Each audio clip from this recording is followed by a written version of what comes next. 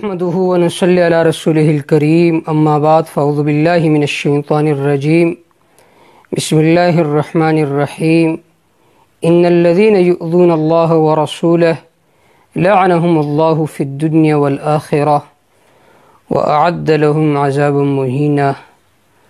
عزیز دوستو، 2-3 دن ہو گئے یہ بات پوری دنیا میں پھیل گئی ہے کہ فرانس میں باقاعدہ سرکاری طور پر آپ صلی اللہ علیہ وسلم کے خاکے بنائے گئے اور پھر ان کی توہین کی گئی۔ عزیز دوستو، فرانس کا ایک معمولی سے صدر ہے جس کے اگر بہت زیادہ فالوورز ہو تو لاکھ ہوں گے، لیکن اگر اس کی کوئی گستاخی کرے، کوئی توہین کرے تو وہ برداشت نہیں کر سکتے۔ تو پوری امتی مسلمہ کو تکلیف دینا، ان کے پیغمبر کے خاکے بنانا، تو مسلمان کی غیرت اور مسلمان کے ایمان یہ کیسے برداشت کر سکتا ہے؟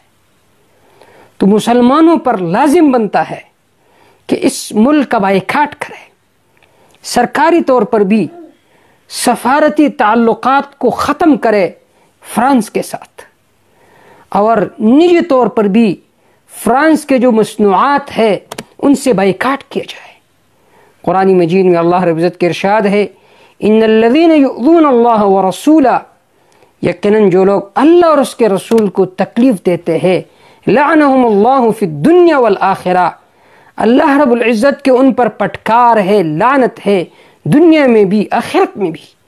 وَأَعَدَّ لَهُمْ عَذَابًا مُهِينًا، اللہ نے ان کے لیے رسوا کرنے والی عذاب تیار کر رکھا ہے۔ تو امت مسلمہ پر یہ لازم بنتا ہے کہ فرانس کے جو مصنوعات ہیں ان کا بائیکاٹ کرے تاکہ انہیں دن کو تارے نظر آئے۔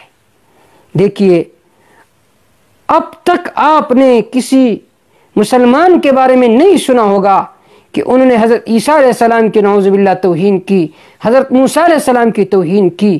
اگر آپ نے سنا ہوگا تو ان یہودیوں سے متعلق سنا ہوگا، ان کفار سے متعلق سنا ہوگا، کبھی آپ صلی اللہ علیہ وسلم کی توہین کرتے ہیں، کبھی خاکے بناتے ہیں، کبھی صحابہ کرام رضوان اللہ تعالی علیہم اجمعین کی توہین کرتے ہیں۔ امت مسلمہ پر یہ لازم ہے سب سے پہلے اپنے شکل و صورت کو سنت کے موافق بنائے، دوسرے نمبر پر سفارتی تعلقات کو فرانس کے ساتھ ختم کیا جائے، تیسرے نمبر پر جو ان کے مصنوعات ہیں فرانس کے ان سے مکمل طور پر بائیکاٹ کیا جائے۔ اللہ تعالیٰ ان لوگوں کو ذلیل فرمائے، نیست و نابود فرمائے کہ جو آپ صلی اللہ علیہ وسلم کی توہین کے مرتکب ہوتے ہیں۔ وما توفیق الا باللہ، علیہ توکلت و الیہ انیب۔